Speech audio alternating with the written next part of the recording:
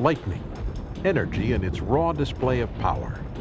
Lightning strikes can be as powerful as 1,000,000 volts and reach temperatures of 50,000 degrees.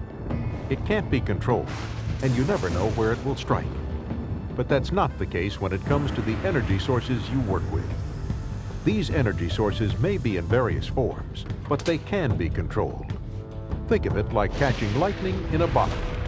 Raw power, raw energy, captured and controlled for the moment by a lock and key.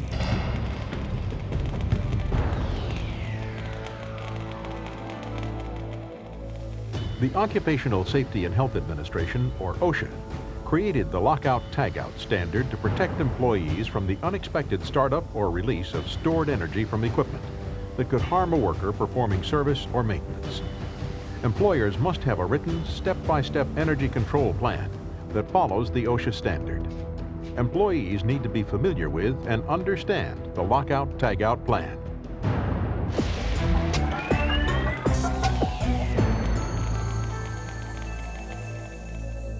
We usually think of electricity when we hear the words lockout, tagout. Electrical energy is present in power transmission lines, circuit breakers, motors, and even in devices such as batteries that store electrical energy. There are other types of energy used in the workplace besides electricity. Hydraulic energy is fluid under pressure. Lift trucks are often run by hydraulic energy. Pneumatic energy is air under pressure. Nail guns use this type of energy. Pressurized liquids and gases, including steam and chemicals, are energy sources present in pipes, supply lines, and storage tanks. Many machines use combined energy types. For example, some hydraulic systems use electric motors to run the pumps that create the hydraulic energy.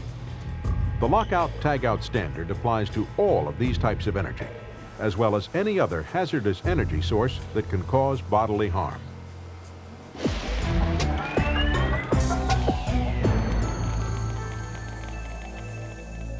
What do lockout and tagout mean?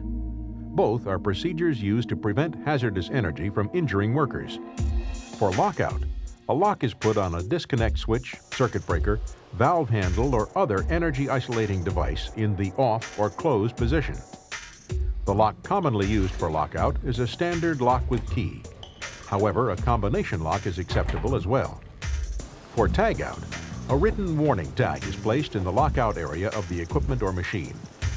Tags do not provide the physical restriction of a lock. The OSHA standard allows a tag in the place of a lock only if the tagout provides the equal protection of a lockout. Tags must be made so that if they are exposed to liquids or acids, they can still be read. Tags must have a warning on them that has the same wording and look in order to make them easier to recognize. Tags must be attached securely so that they can't accidentally fall off. All locks and tags must be consistent by color, shape, or size. OSHA considers using a lock safer than just using a tag, and most companies require both lockout and tagout. If only tags are used, extra steps must be taken to prevent the energizing of machinery, such as removing a valve handle or blocking a controlling switch. Employees should be trained in the limitations of the tagout system. It's very important to obey the warnings on tags, especially since they will not physically keep you from turning power on. Your employer will provide all lockout-tagout materials needed. These items must be long-lasting and not easily removed. Each lock and tag should have some way to identify who it belongs to. Each person may be issued a lock or series of locks. Never lend it to a coworker. Devices used for lockout-tagout should be used solely for that purpose and should never be used for anything else. Applying or removing locks and tags can only be done by authorized employees. Never remove someone else's lock or tag. When working with outside contractors, learn their method of lockout-tagout as well. Remember, using a lock or tag is a big responsibility. Don't take it lightly.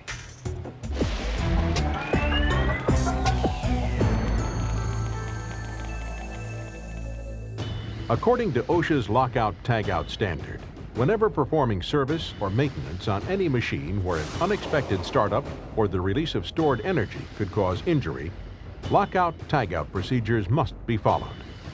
Service and maintenance activities require lockout-tagout if the employee is required to remove or bypass a guard or safety device, or place any part of his or her body into a machine process point of operation or associated danger zone.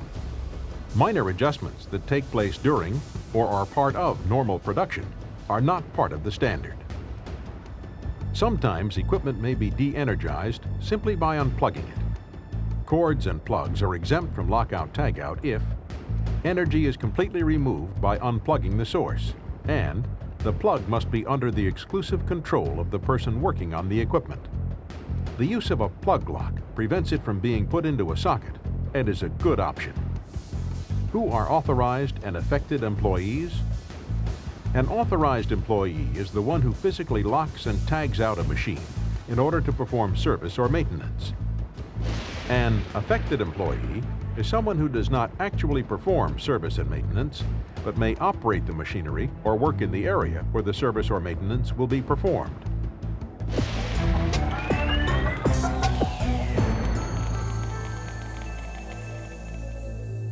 There are 6 steps to proper lockout-tagout.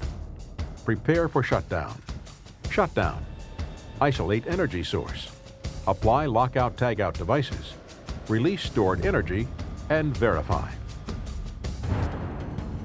When preparing to shut down equipment, answer these questions. How many sources of energy does the machine have? And how do I control these sources of energy to completely disable the machine? Before working on any machinery or equipment, be familiar with how it works and how it receives and releases energy. A written procedure or checklist that details the shutdown of the equipment should be available. Turn off the equipment according to procedure. This may involve turning a switch to off or a more complicated method. Ask a supervisor when unsure of any part of the shutdown procedure. Isolating the equipment means finding and isolating every energy source that feeds it.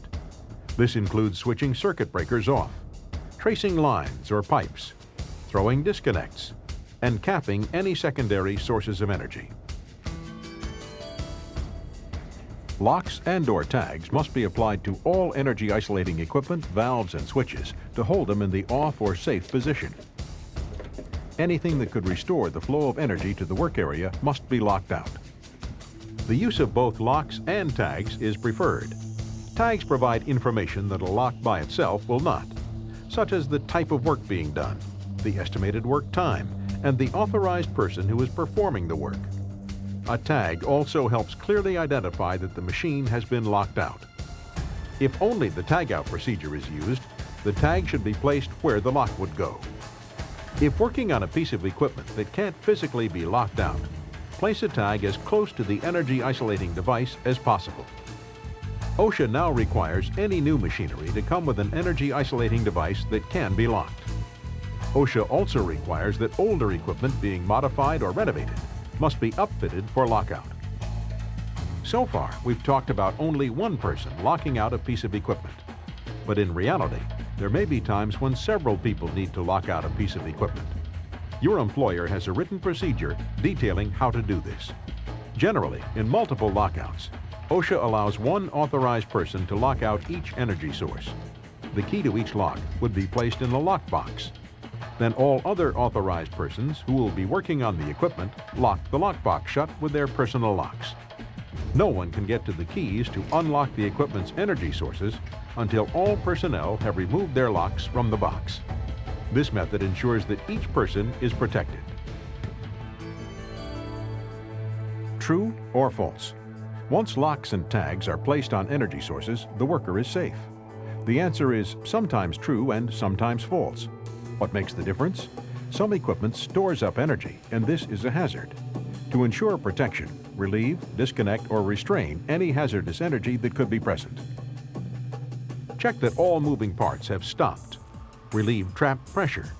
Blank pipe flanges and block or support elevated equipment.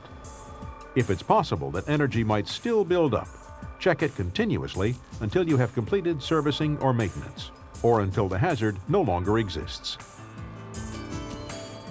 Check the steps. Make sure every energy source is shut down, blocked off, controlled, and locked or tagged out. Tell everyone in the lockout area that the equipment will be tested to verify that all energy sources have been controlled. Make sure that everyone is away from the area. Press all start buttons, pull all start levers, and try any other activating controls that might restore power to the machine. This includes checking remote computer controls. After checking all power sources, make sure to return them to the off position. This is very important as it prevents the equipment from starting by itself when energy is restored. After verifying that all energy sources are controlled, it is safe to begin work on the equipment. Now let's quickly review the 6 steps for shutting down and securing energy sources. Step 1. Prepare for shutdown. Step 2. Shutdown. Step 3. Isolate energy source. Step 4. Apply lockout tagout devices. Step 5. Release stored energy. Step 6. Verify.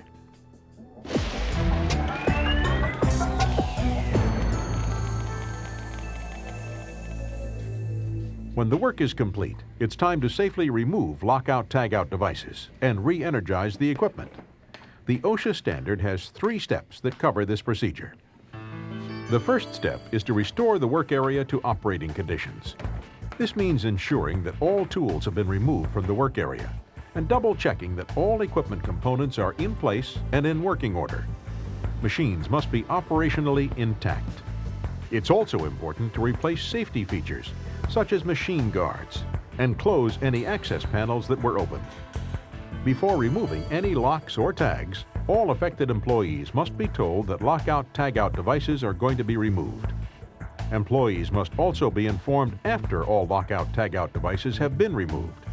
This can be done by gathering everyone together or by a checklist of affected employees. Before removing any devices and before re-energizing equipment, make sure that all employees are safely out of the operating area. After notifying everyone that lockout tagout devices will be removed, begin taking locks and tags off. Each device must be removed by the person who put it on. If the person who placed the device on the equipment is not present, do not remove it yourself. A written energy control procedure will list certain steps to follow for this situation. When re-energizing the equipment, follow the standard procedures. From time to time, check the equipment and the work area during startup to make sure it is still safe. Finally, if there is a machine that is off but has no lock or tag on it, do not assume that it is safe to turn it on.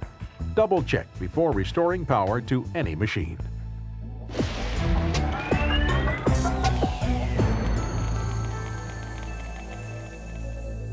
The OSHA Lockout Tagout standard requires the employer to inspect the energy control program each year. It describes each machine's energy source and the company's procedure for shutdown, lockout tagout, and restart of equipment. During the inspection, the inspector will ask each authorized employee about their responsibilities under this energy control program. If the inspector has reason to believe that an employee does not have satisfactory knowledge of procedures, that employee will be retrained.